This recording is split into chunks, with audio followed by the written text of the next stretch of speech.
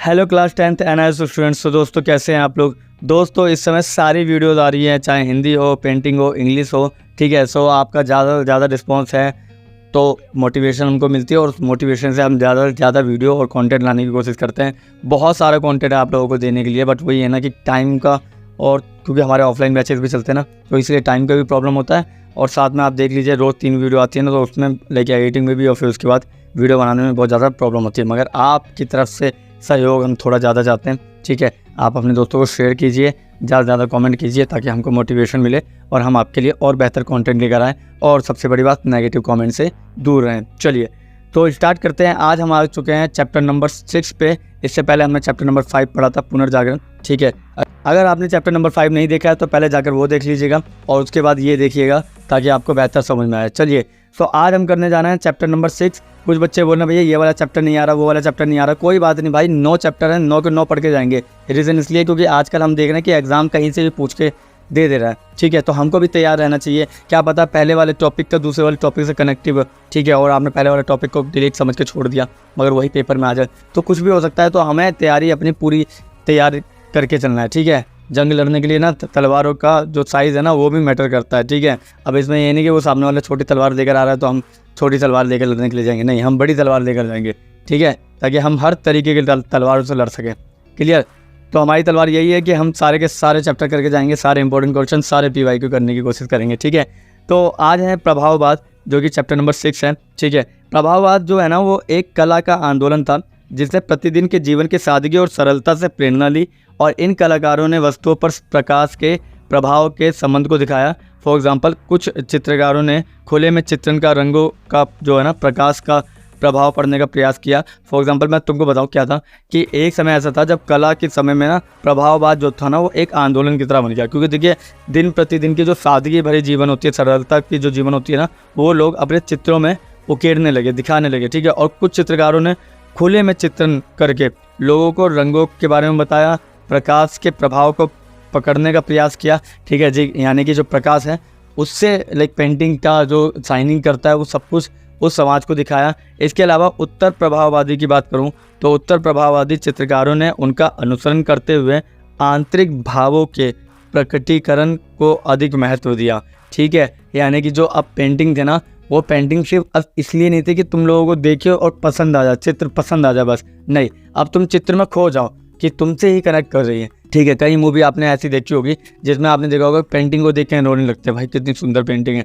For example यमला पगला दीवाना 2 है, ठीक है। उसके अंदर भी हमने देखा था कि वो जो गोरिल्ला है पेंटिंग ऐसी करता है कि सारे देख के ना रोने लगते हैं। क्यों? क्योंकि वो अपनी ज़िंदगी से ना उसे कनेक्ट कर बैठते हैं, ठीक है। तो अब जो प्रभाववादी आंदोलन हो रहा है ना, तो उससे क्या हुआ, उससे प्रत्येक व्यक्ति कनेक्ट हो पा रहा था, ठीक है। चलिए तो इसमें कुछ चित्र देखते हैं कौन कौन से थे इस समय में जो कि बहुत ज़्यादा कनेक्टिव थे। पहला है वाटर लिलीज विवरण, ठीक है। वाटर लिलीज है ना, और कलाकार जो है इसका क्लाउड मोनेट है। तेलीय रंग है, सेम मोनालिसा वाली।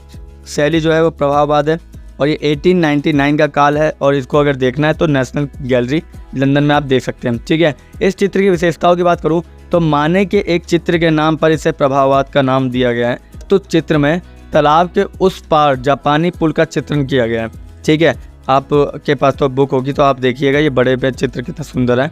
और इसके अलावा आसमान को चमकीले रंगों में प्रभावी रूप से असाधारण गहराइयों के साथ प्रतिबिंबित किया है, ठीक है। लास्ट पॉइंट है खिलते हुए विभिन्न आकार के लिली फूल जो है उससे चित्र के सौंदर्य में वृद्धि की गई है, ठीक है। मैं अगर आपको बताऊँ ना तो आपको अगर उन्होंने बोलते भैया ये चित्र है इसके बारे में विवरण लिख दीजिए, ठीक है, तो चित्र की जो विशेषता है ना वो उसके अंदर ही दिख जाएगी आपको, ठीक है। जैसे फॉर एग्जांपल आपको इसके अंदर बहुत सुंदर सुंदर फूल दिख रहे हैं तो आप उनके बारे में लिख दीजिए। पीछे आसमान दिख रहे हैं उसके बारे में लिख दीजिए। आगे जापानी पुल दिख रहा है वो जापानी पुल के बारे में लिख दीजिए, ठीक है। तो ऐसे ही तो आंसर लिखे जाते हैं, ठीक है। फिर आप आगे कमेंट करेंगे भैया हमको तो समझ नहीं आया, भैया हम तो गलत करके आ गए, भैया हम तो छोड़ के आ गए। अरे छोड़ के आ जाओगे भैया क्योंकि आप ध्यान नहीं दे रहे ना पढ़ाई पे, आप समझ ही नहीं रहे कितना ईजी चैप्टर है, कितना ईजी सिलेबस है आप लोगों का, बट आप उसके लिए हवा बना के बैठे हुए हैं, ठीक है। तो फोकस करो इस पर।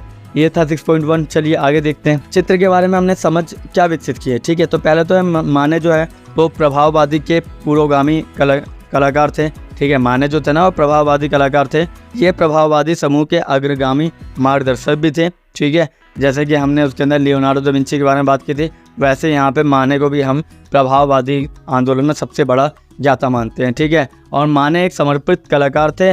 उन्हें आकर्षक एवं मुग्धकारी फूलों में प्राकृतिक दृश्यों के चित्रण के लिए बड़ी श्रद्धा से याद किया जाता है। और दूसरी बात कहूँ तो इसमें ना आपको देखने को मिलेगा कि इसके क्वेश्चन आए हुए, ठीक है। लास्ट ईयर के क्वेश्चन पेपर में मैंने माने के बारे में पढ़ा था कि माने किस तरह से प्रभाववादी आंदोलन के अग्रता थे। तो आपको ये लिखना पड़ेगा, जो भी ये पॉइंट है ना चित्रकार के विषय में अपनी समझ विकसित करें, ये आपको लिखना पड़ेगा, ठीक है। चलिए, तो कुछ क्वेश्चन है हमारे सामने। उस चित्रकार का नाम लिखिए जिसने वाटर लिली चित्र बनाया। जस्ट हमने अभी बात उसी के बारे में कर रहे हैं। इसका नाम क्या है? माने, ठीक है, माने, ठीक। माने ने अपने चित्रों में किस शैली का प्रयोग किया गया है? जस्ट मैंने बात की प्रभाववादी, ठीक है। तो देखिए प्रभाववाद और क्लॉड माने, पूरा नाम लिख दीजिएगा, क्लॉड माने, ठीक है। चलिए, तो 6.2 देखते हैं कौन सा चित्र है हमारे सामने। नेक्स्ट है हमारे सामने डांस क्लास, ठीक है। यहाँ पे देखिए डांस क्लास करते हुए दिखाया गया है और शीर्षक भी इसका डांस क्लास ही है, ठीक है। और कलाकार एडगर डेगा है। कैनवास पर तेलीय रंग है जैसे उसके अंदर था लियोनार्डो दा विंची की मोनालिसा में। और इसके अलावा शैली जो है वो प्रभाववाद है। इसी समय की बात कर रहा है, 73 से 76 के बीच में, 1873 से 1876। इसके अलावा अगर आपको ये देखनी है तो USA के अंदर टोलेडो करके जगह का नाम है, म्यूजियम है वहाँ पे, म्यूजियम ऑफ आर्ट्स, उसके अंदर आपको ये देखने को मिल जाएगी। चित्र की विशेषताओं की बात करूं तो इसमें नृत्यांगनाओं की लयात्मक गति साफ दिखाई दे रही है। इस चित्र में जिंदगी के पूरे दृश्य जैसे प्रस्तुत किया गया है। अप्राकृतिक प्रकाश का प्रयोग देखने योग्य देखने को मिल रहा है, ठीक है। वही मैंने आपको कहा था भाई, ये 3 पॉइंट से सुन लो। पहला, लयात्मकता दिख रही है, पूरे दृश्य में जिंदगी दिख रही है, अप्राकृतिक प्रकाश का प्रयोग देखने का योग। देखो, अगर कमरे में बनाई गई है पेंटिंग तो अप्राकृतिक रूप से प्रकाश देखने को मिल रहा है। अगर बाहर दिखाई गई है, ठीक है, तो प्रकाश जो है वो प्राकृतिक रूप से, ठीक है। मैं तो आपको बता रहा हूँ कि अभी हम 9वें चैप्टर तक आएंगे ना, तो हम हर चित्र के बारे में ऐसे विवरण देना शुरू कर देंगे, ठीक है। हमको पता होगा विशेषताएं कौन कौन सी आनी है, ठीक है। बस आपको ना, मैं कह रहा हूँ ना, मोटिवेट रहना पड़ेगा। चलिए, सो 6.2 में आगे देखते हैं क्या है हमारे सामने। वही है, अपनी समझ विकसित करते हैं।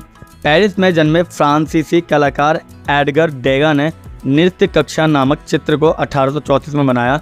उनकी मुख्य रुचि मानवीय उपस्थिति में थी, जिसमें बैले यानी जो नृत्य नाटक है ना वो, और उसके अलावा नृत्यांगनाएं जो ना झालरदार घाघरे के साथ वो खड़ी है और नृत्य करती हुई दिखाई दे रही है। और चित्र में भी आपको देखने को मिल जाएगी उनकी गति। इसके अलावा उनके अत्यंत प्रिय माध्यम तेलीय पेस्टल रंग है। फॉर एग्जांपल वही वाला लियोनार्डो दा विंची की मोनालिसा, ठीक है, वही वाला रंग देखने को मिल रहा है। उन्होंने बहुत सी मूर्तियाँ बनाई है, ठीक है। चलिए, सो इसके अंदर कुछ क्वेश्चन है, देखते हैं कौन कौन सा है। पहला है, डेगा अन्य प्रभाववादी कलाकारों से कैसे भिन्न है? तो आंसर है, प्रकृति चित्रण के विपरीत बनाते हैं ये, यानी प्रकृति से बिल्कुल ही अपोजिट बनाते हैं, नेचुरल चीज़ों को बनाते हैं। उसके अलावा उन्होंने किस रंगों का यूज़ किया? तो तेलीय पेस्टल, ठीक है, तेलीय पेस्टल का यूज़ किया, ठीक। चलिए, सो 6.3 देखते हैं। 6.3 जो है हमारे सामने वो है स्टारी नाइट, ठीक है। स्टारी नाइट में हम देखते हैं कि जो शैली है वो उत्तर प्रभाववाद है, ठीक है। कलाकार विंसेंट वैन गोग है। तेलीय रंग का यूज़ किया गया है, माध्यम 1889 में बनाया गया है। और अगर देखना है तो लंदन जाना पड़ेगा नेशनल गैलरी में, ठीक है। विशेषताओं की बात करें तो विंसेंट वैन गोग की ये बहुत बड़ी और बहुत फेमस कृति है। और इसके अलावा इस चित्र में रंगों का महत्वपूर्ण स्थान दिया गया है। आप देख सकते हैं कि ये आपकी किताब में भी दिख जाएगा कितने बारीकियों से चित्रों का रंगों का यूज़ किया गया है इसके अंदर, ठीक है। चित्र में सादा आकाश सितारों से भरा हुआ दिखाया गया है। उनके चित्र वास्तविक न होते हुए भी अत्यंत प्रतीकात्मक होते थे, ठीक है। समझ में आ गया? चलिए, इससे हमने क्या समझ विकसित की ये पढ़ते हैं आगे। तो पहला है, हॉलैंड में पैदा हुआ, उनका जीवन गरीबी और मुसीबतों से भरा हुआ था। उसके बावजूद भी उन्होंने एक समर्पित कलाकार की भूमिका निभाई। निराशा और हताशा के कारण उन्होंने आत्महत्या कर दी थी, ठीक है, बाद में। चलिए, तो कुछ क्वेश्चन देखते हैं। अपने चित्रों में वैन गोग ने किस शैली का प्रयोग किया? उन्होंने किस माध्यम से अपने चित्र बनाए? नाइट स्टोरी जो है, स्टोरी नाइट जो है वो चित्र क्या बात कराता है? चलिए, आंसर देखते हैं। आंसर उत्तर प्रभाववाद को दर्शाता है। तेलीय रंग का यूज़ किया गया था। और सबसे बड़ी बात है, चित्रण में जो आकाश गंगा के तारे का जो है ना वो विवरण दिया हुआ है, ठीक है। क्या आप जानते हैं कि माने के एक चित्र के ऊपर प्रभाववाद का नाम दिया गया है, ठीक है। और इसके अलावा एडगर डेगा ने बैले नृत्यों के चित्र की एक श्रृंखला भी बनाई थी, ठीक है। और यहाँ पे आपका 6 चैप्टर खत्म होता है। अगर आपको कोई भी डाउट है तो कमेंट बॉक्स में पूछ सकते हैं। मिलते हैं किसी और वीडियो में, तब तक के लिए थैंक यू, धन्यवाद। जिन्होंने चैनल सब्सक्राइब नहीं किया वो जाकर जरूर करें।